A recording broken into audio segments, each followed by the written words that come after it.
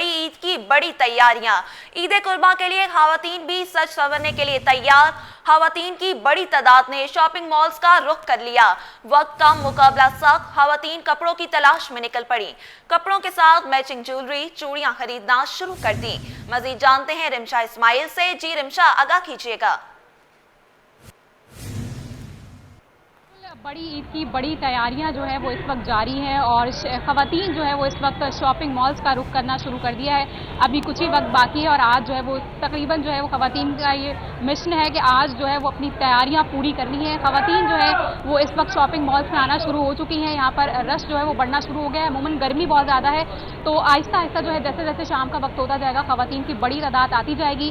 खवातीन जो है इस बार रेडीमेड कपड़े जो है वो बड़ा ही पसंद कर रही है, क्योंकि लाइट नहीं होती, दर्जियों के भी नखरे हैं, तो खवातीन की बड़ी तादाद जो है वो आ रही है। मैचिंग ज्वेलरी, चूड़ियां जो है वो पसंद कर रही हैं। और यहाँ पर अगर मैं बात करूँ गोल्ड मार्क की, तो यहाँ पर तकरीबन एक छत तले जो है तमाम सहूलियात होती हैं। यहाँ पर दर्जी की शॉप भी होती है, कपड़ा रंगवाने वाली जगह भी यहाँ पर है, कपड़ा खरीद भी सकते हैं और रेडीमेड कपड़े तो यहाँ पर बड़े ही ज़बरदस्त हैं। लोग आप देख सकते हैं कि रश होना शुरू हो गया। हमारे साथ एक बड़े पाकिस्तान के फेमस टिकटॉकर और कंटेंट क्रिएटर अब्दुल अहद मौजूद है, इनसे बात करते हैं। अब्दुल अहद, मुझे बताइएगा क्या इस बार शॉपिंग की है? अच्छा, मैं तो खुद यहाँ शॉपिंग करने नहीं आया था। मेरा अपना स्टॉल लगा हुआ होता है यहाँ पे, जिसमें मैं स्टॉलर होते हैं, 2 पीस सूट होते हैं, कभी कभी 3 पीस सूट होते हैं, तो वो यहाँ पे सेल आउट करता हूँ। तो इस बार अगर देखा जाए तो पिछले साल के मुकाबले इस साल वो वैसी मतलब शॉपिंग का वो रुझान नहीं है जो पिछले साल था। मतलब इतने कस्टमर्स नहीं है जो पिछले साल थे। आपने अपने लिए क्या खरीदा? मैंने अपने लिए तो अभी फ़िलहाल तो कुछ भी नहीं खरीदा। बेगम ने मेरे लिए तारिक जमील साहब की तरफ से वो जो सूट है उनके ब्रांड का वो सूट मेरे लिए मंगा दिया था और मैंने उनके लिए एक सूट ले लिया था। तो हमारे घर पे बैठे बैठे सारी शॉपिंग। आप खुद भी स्टॉल्स वगैरह सेल करते हैं, कपड़े सेल करते हैं? खवातीन क्या पसंद करती हैं? खवातीन वैसे अगर देखा जाए तो जो खुद सिलाई करती हैं वो सूट मतलब कटे हुए सूट ले लेते हैं यहाँ से, और जिनको सिलाई नहीं आती है वो यहाँ रेडीमेड सूट ले लेते हैं यहाँ से। जी बिल्कुल, कंटेंट क्रिएटर अब्दुल अहद मौजूद थे। अपनी भी शॉपिंग करना बाकी है, बीवी को भी अभी लेकर जाना है शॉपिंग पे। यहाँ पर खुद भी जो है उनका एक स्टॉल है, यहाँ पर वो कपड़े वगैरह सेल करते हैं और उनका ये कहना है कि इस बार जो है वो रश थोड़ा कम है, लेकिन चूंकि खवातीन जो होती है ना वो ज़रूर आती हैं और ईद की तैयारियाँ तो खवातीन के बगैर जो है वो अधूरी है। खवातीन आ रही हैं और जैसे जैसे रात का वक्त होगा रश भी मजीद बढ़ना शुरू हो जाएगा। जी अच्छा रिमशा, बताइएगा कि औरतों की तैयारी जो है वो तो रात तक चलती रहेगी, तो लोगों का क्या कहना है, कितनी तैयारी हो गई है, कितनी रह गई है? तैयारियां तो अभी जारी है, लेकिन जो कि आखिरी दिन है तो आखिरी दिन खवातीन की ज़्यादातर तैयारी होती है मैचिंग की ज्वेलरियां और चूड़ियां। और यहाँ पर हमने देखा है कि ज्वेलरी बहुत ज़्यादा पसंद करी खवातीन, खास तौर पे जो मेटल की ज्वेलरी, गोल्ड की तरह की जो चूड़ियां होती हैं वो बड़ी यहाँ पर पसंद की जा रही हैं। इसके साथ साथ खुद से खवातीन बड़ा पसंद कर रही हैं, जो कि अमूमन जो है खवातीन पहले हील्स वगैरह का इंतखाब करती थी, लेकिन जैसे जैसे अब जो है ट्रेंड जो है वो खुस्सों की जानिब होता जा रहा है। खवातीन फर्शी शलवार कमीज के साथ जो है वो ये कपड़े बड़े ही पसंद कर रही है। इसके साथ साथ मैं आपको बता दूँ शॉपिंग का क्योंकि आज आखिरी रोज है तो खवातीन की हमने देखा कि पीको वाली शॉप पे बड़ा ही रश है। खवातीन कपड़े रंगवाने के लिए, कलर करवाने के लिए यहाँ पर रुक कर रही है और उनका कहना है कि अभी जो है 40 से 50% तैयारियां उनकी बाकी हैं और आखिरी रोज तक जो है ये तैयारियां जारी रहती हैं। जी रिमशा, बहुत शुक्रिया आगाह करने के लिए।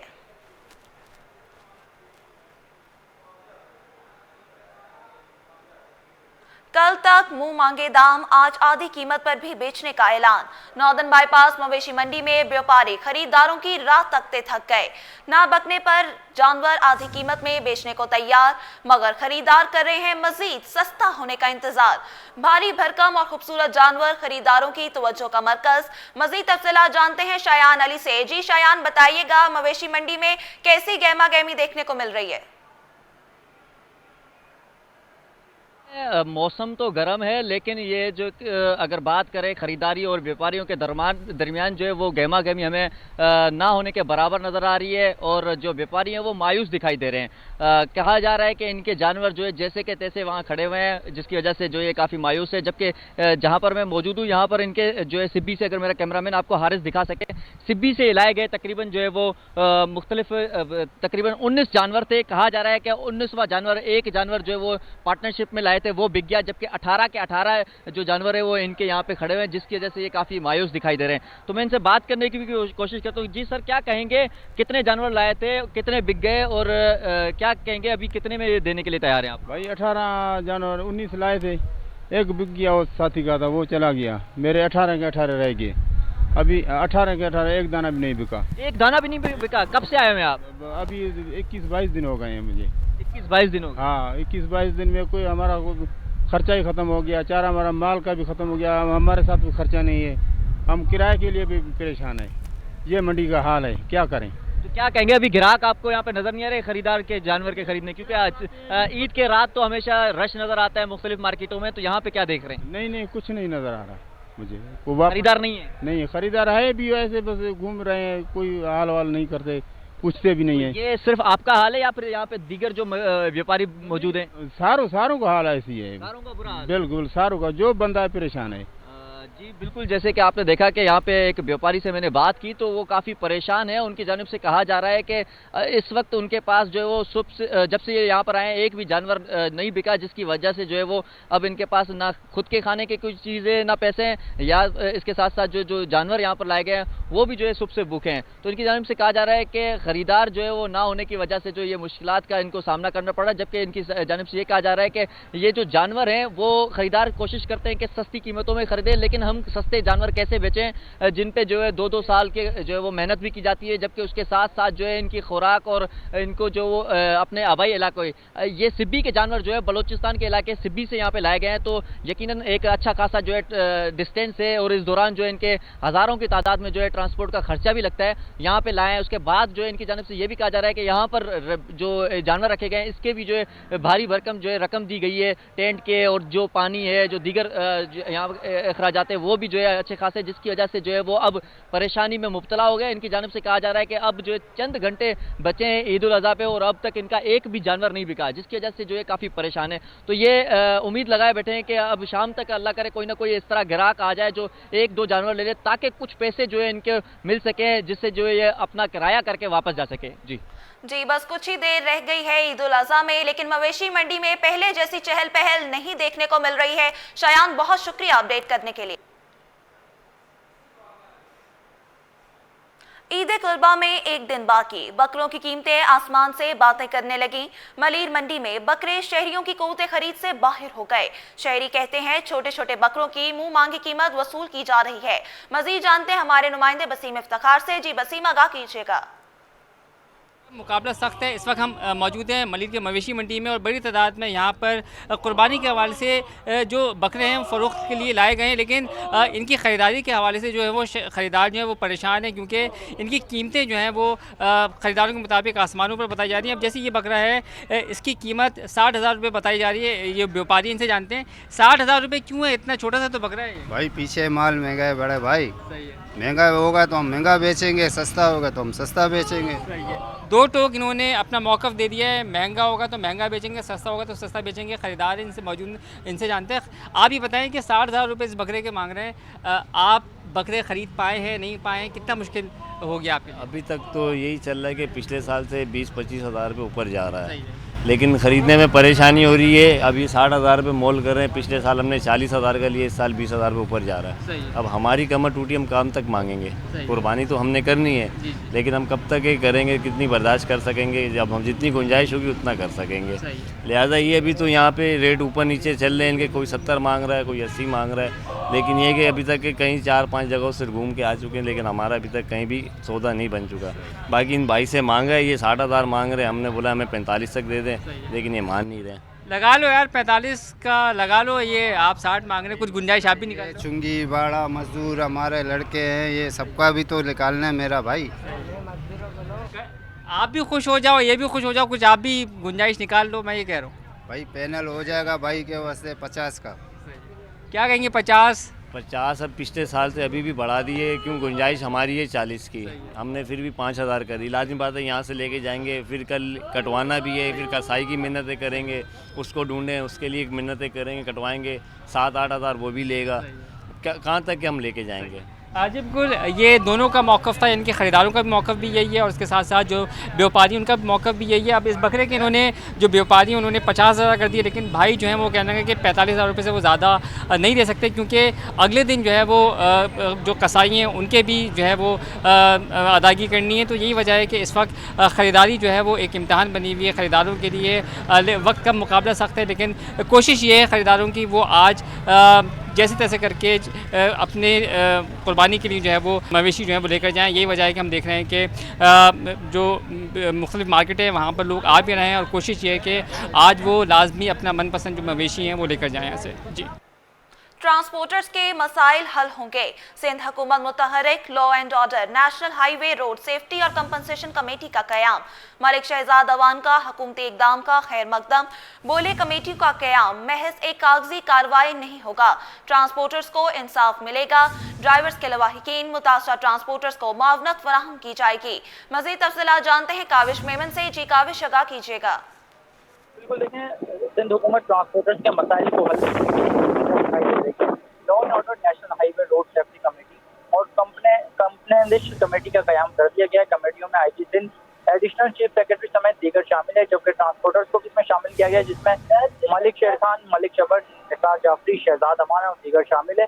इसी हवाले से chairman Awan transport association Malik Shahzad Awan ने इसका खैर मकदम किया है। सिंध हुकूमत ने तस्लीम किया है कि ट्रांसपोर्टर्स के साथ ज्यादतियाँ हुई है, ऐसा कहना है मलिक शहजाद अवान का।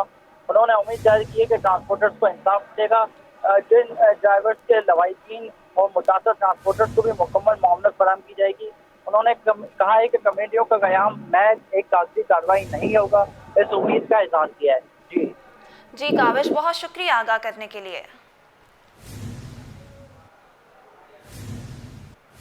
ईद कुर्बा में एक रोज बाकी शहर कायद में तैयारियां भी तेज हो गईं। कुर्बानी के जानवर के लिए चटाइयां और टोकरियों की दुकानों पर भी रश लग गया। दुकानदार कहते हैं खजूर के पत्तों और कानी से बनी टोकरियां गोश्त के लिए काम आती हैं। तफसीलात जानते हैं मीर कीरियो से। जी मीर, आगाह कीजिएगा। ईद कुर्बा में सिर्फ चंद घंटे ही रह गए हैं और शहर कायद में देखा जाए तो तैयारियां उरूज पर हैं। ख़ासतौर पर ऐसे तबकात जो मुख्तलिफ चीज़ें फ़रोख्त करके तिजारत करके उनसे मुनाफा कमाते हैं, रोज़ी करते हैं। चूँकि ईद उल अज़हा जो है ईद कुर्बा, इसमें हर तबके का कारोबार होता है, रोज़ी रोटी होती है। तो ऐसा ही एक तबका है जो चटाइयाँ बेचता है और टोकरियाँ बेचकर जो है वो रोज़ी करता है।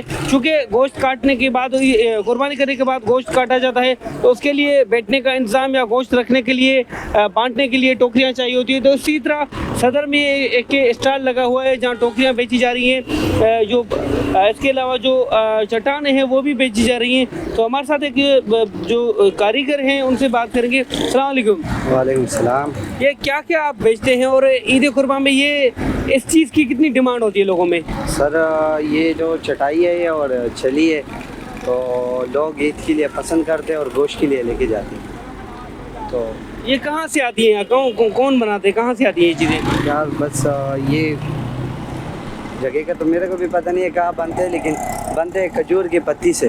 अच्छा। और आते जाते इधर हम लोगों ने मार्केट में ख़रीदे, इधर ला के रख दिए थोड़ा रोजी कमाने के लिए। अच्छा, तो लोग कितना खरीदते हैं इन चीज़ों को? जैसे हम टॉवल बिछाते हैं या कोई कपड़ा बिछाते हैं, तो इस चीज़ को कितनी अहमियत देते हैं लोग? बस सर, कोई अलग अलग सा है ना, कोई महंगे है, कोई सस्ते है। अच्छा। तो चली जो है ना वो सस्ते है, वो चटाई अलग अलग है। देखिए बिल्कुल ये आप देख रहे हैं कि ये चटाई है, इसके साथ ही ये आप अगर उठा दें थोड़ा इसको, ये है छली यानी टोकरी इसको कहते हैं। तो ये टोकरी है जिसमें हम गोश्त रखा भी जाता है बांटने के लिए या किसी और काम के लिए। लेकिन ख़ास तौर पर ईद कुर्बान पर जो है ऐसे तबकात हैं जो मुख्तलिफ चीज़ें फ़रोख्त करके रोज़गार करते हैं और अपने बच्चों का पेट भी पालते हैं। जी।